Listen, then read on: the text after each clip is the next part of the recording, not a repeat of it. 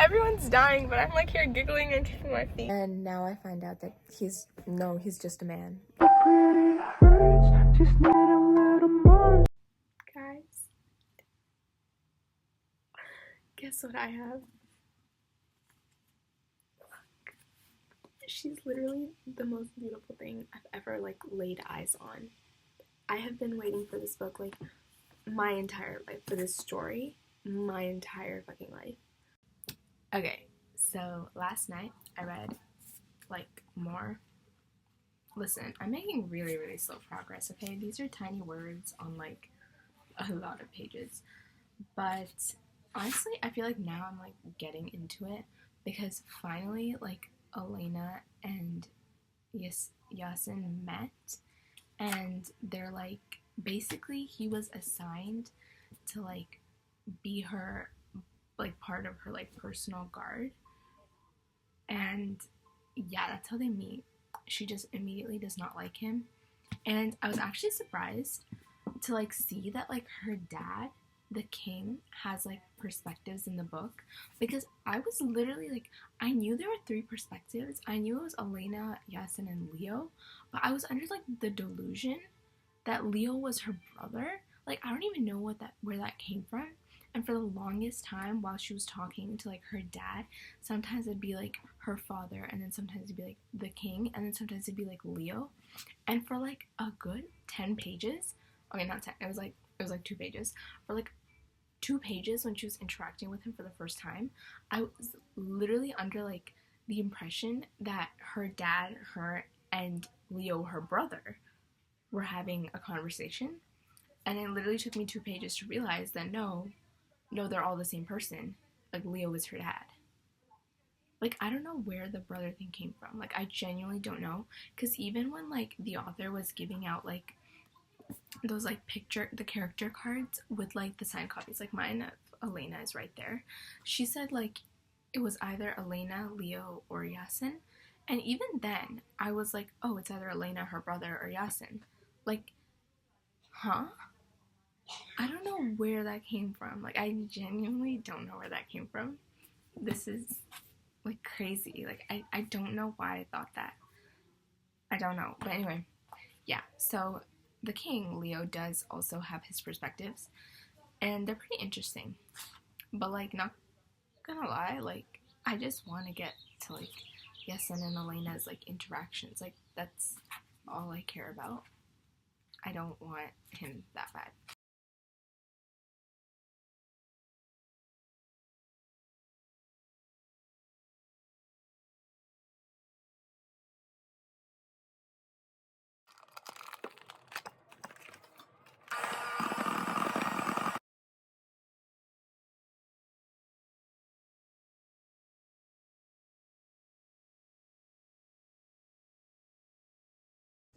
Okay, so I could be completely wrong right now, but I have a conspiracy theory.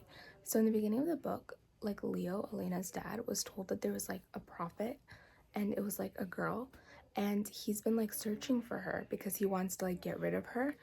And like now he finds out that the woman who told him that the prophet was like coming, or like that she was a girl or whatever, is like lying to him, and he doesn't know what she's lying to him about, but he knows that she's lying to him.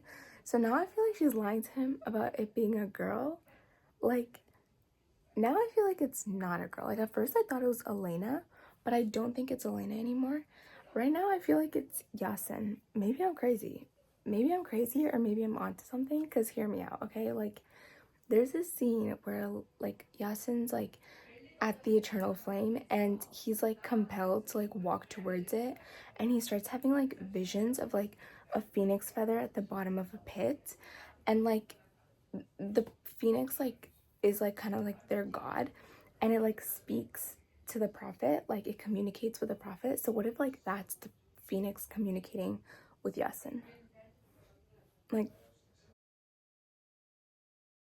Yasin betrays her? What? Listen, y'all, if nothing else can convince you to read this book, then this should, okay? Blah, blah, blah. But she did not hear him over the din of the inferno. And then she leapt leapt off the ledge. Hair flying, skirts flaring around her, she plunged into the trees below. He did not even hesitate. Yasin jumped after her. Listen, I rest my case, okay? I rest my case. Like, that's all you need. Everyone's dying, but I'm like here giggling and kicking my feet.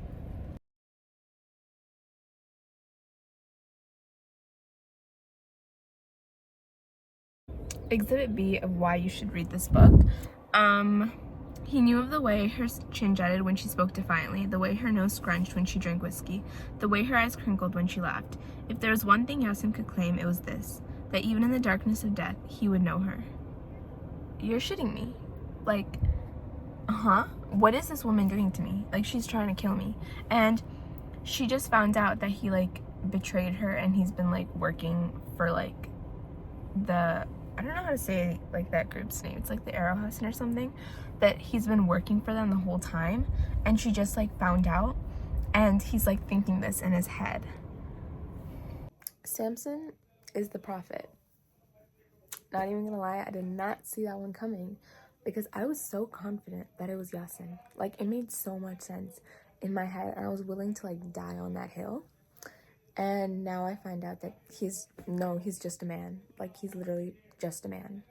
I finished. Finally. It literally took me a year to get to this book without putting it off, which is so embarrassing. But, like, I'm so glad I did because I really, really enjoyed myself, especially the second half. The first half was, like, a little slow because, obviously, it's, like, the first book in a fantasy series. It's to be expected. Like, the world development, the plot, the characters, all that stuff. Like, it takes a while. But the overall book, like, it's crazy to think that this is the author's first book ever, because the writing, okay, like, oh my god, the writing and the characters and the plot and the relationships and the politics were all so well done and so, like, well executed and, like, put together so perfectly for a first book. Like, it's crazy. Like, maybe it's me, maybe it's the books I've been reading, but, like, I've rarely, like, especially, like, the recent debut novels that I've read, I've rarely seen books that have been, like, this well done on, like, the first try. Like, this is crazy, and I'd recommend this to everyone, especially because it's, like, kind of a desi fantasy a little bit with, like, European elements to it, and I really, really appreciate that because, like, I didn't have that. You don't really see this a lot in, like, any books ever because, like, I don't know, like, there's not a lot of, like, recognized, like, South Asian authors, and some of them don't write fantasy and, like, whatever. So I never really got to see this ever. Like, this is my first, I think, desi fantasy book, unless you count, like, Gilded Wolves, which I don't really. But, like, it's so, like, I wish I read this book when I was younger. I'm glad I read it now, but, like, I wish I also read it when I was, like, it was there when I was younger, because I'm telling you, I would have cherished this book. The course of my life would have been very, very different if I'd had this book when I was, like, younger. I would have, like, put this book on a mantle. I would have worshipped this book. And, like, I don't know. I'm just really, really happy that I'm reading it now. And I'm really, really happy it's out there.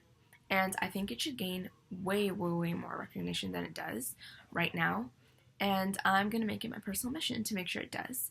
And I'm very, very excited for book 2, which is, like, the first thing I did, like, when I finished, was search up when book 2 was coming out, because I was under the impression that it was coming out next year for some reason, but it's coming out this year, in October, so I literally don't even have to wait that long, and I don't have to suffer for, like, an entire year. I only have, like, 5 more months left, which, like, brought me a lot of peace. And anyway, that's all I have to say. I just really hope you guys read this book, because it's genuinely, like, a really, really good read. It's genuinely a really great read. And anyway, that's it. Thank you for watching. Hope you guys enjoyed, and follow me on all my socials. Bye!